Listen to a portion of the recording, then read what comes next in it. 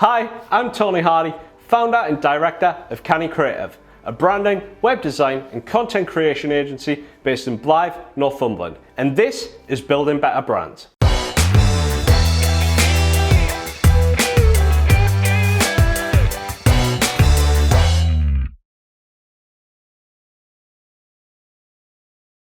In this episode, we're going to be talking about the cost of website design, how much it'll take to get your business properly represented on the internet.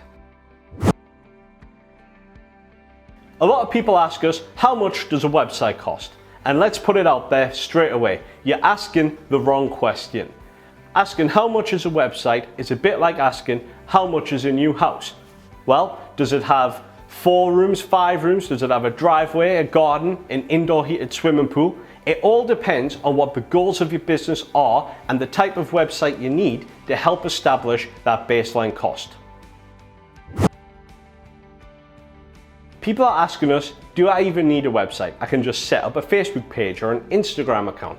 But what happens if there's a social media blackout, or they tank organic traffic, or all hell breaks loose and suddenly your business is left without a home and you're not making any sales? At Canny, we're massive advocates for businesses and brands setting up their own online platform. Then if Facebook goes down or Instagram goes down, they're not losing sales and they're massively in charge of their own destiny.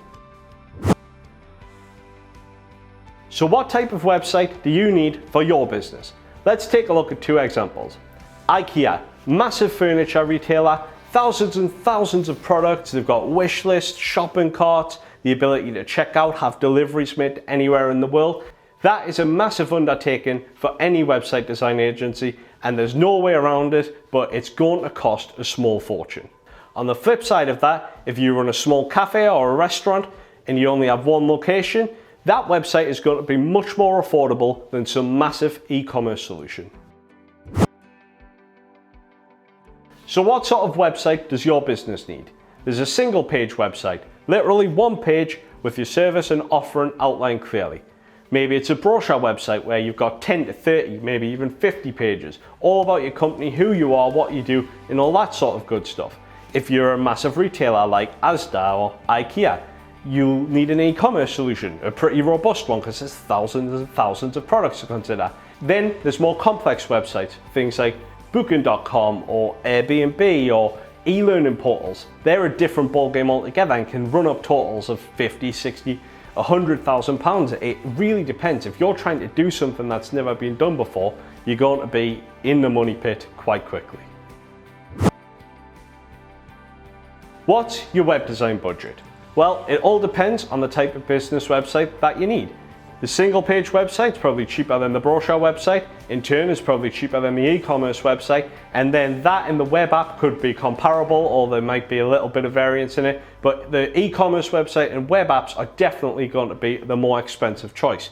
But what you need to do is tie that back to your goals. If you're just building a website just to have one or just to get something online quickly, then yeah, invest less by all means. A single page or a small brochure website would do that. However, if your business's success is massively linked to your website, then it's only right to invest more and set aside a sensible budget. So what's your budget? Well, it all depends on the type of website you need. Is it a single page website, a brochure website, an e-commerce website, or a web app or something slightly more complex? To set a budget, think about it like this. How much money are you expecting to make from your business? Are you simply throwing something up online just to have an online presence, or are you trying to drive serious business results through your website? If that's the case, then it's only right to invest at a sensible level. So who are you going to get to build your website? You could log on, you could use Squarespace or Wix or One-on-One My Website. However, if you want to do anything above and beyond a very basic website, this just isn't going to do and you're going to end up paying through the nose. That said, I feel like that's for a separate video, so we'll come back to that later. You could also get a freelancer, a small design agency or a large design agency to build your website, and depending on your budget, depends on who you should pick. A freelancer is probably going to be the cheapest option. A small boutique agency, something like Canny Creative, are going to come in that mid-range price, and then naturally you've got your big boys, your big players like Huge or Pentagram or Venture 3, all offering really great services but at a really high premium. What do you want your web design agency to do for you? There's a whole sliding scale and a range of options of things that web designers can do to help you out. Most people are going to sit you down, bring you in, draw out your website, then wireframe it, and then apply a nice design to it, then build it for you. However, if you need things like photography or headshots or content written or video, these are all little add-ons that can add significant price to your web design project. Who's going to be responsible for updates to your website? At the end of the day, you don't want to just set it and forget it. Your website should be a thriving hub of activity for your business. If you're wanting the design agency you work with to update the website, obviously that's going to come at a price. However, what we do now here at Canny is we build everything in a content management system. So it's as easy as using Microsoft Word to change pictures, change words, change pages. There's a lot of things like that to consider. A content management system's great, and we advocate that everyone uses one. Another thing to consider with a website are the additional costs. There are things like domain names, and we recommend buying at least the .com and the .co.uk of your brand name. And even then, a lot of companies prefer to dive in and buy like 10 or 20 domains. They can come at a cost of say £5, £10, £15 a year, some even at £50 a year, depending on exactly what it is you're buying. But you do need to get a lot of domain names locked down so you have full brand ownership. And then you've got your website hosting. If you run a small business, you could use a reputable supplier to get some low-end hosting. However, if you're trying to make some serious business results happen through your website, you probably want to invest in some top-level hosting. You're going to want fast speeds, great bandwidth, a CDN, a content delivery network. There's a whole lot of great things like that you can unlock with your website hosting, but again, they come at a premium price. Here are some important considerations around the world of web design. Website design is not easy. Most of our client projects from a website design side of things run in between 10 and 20 weeks depending on specific requirements. Things change, goalposts move, businesses go in different directions, and you have to try and account for that in the proposal phase. That's why giving a fixed price with a website isn't always the easiest way forward.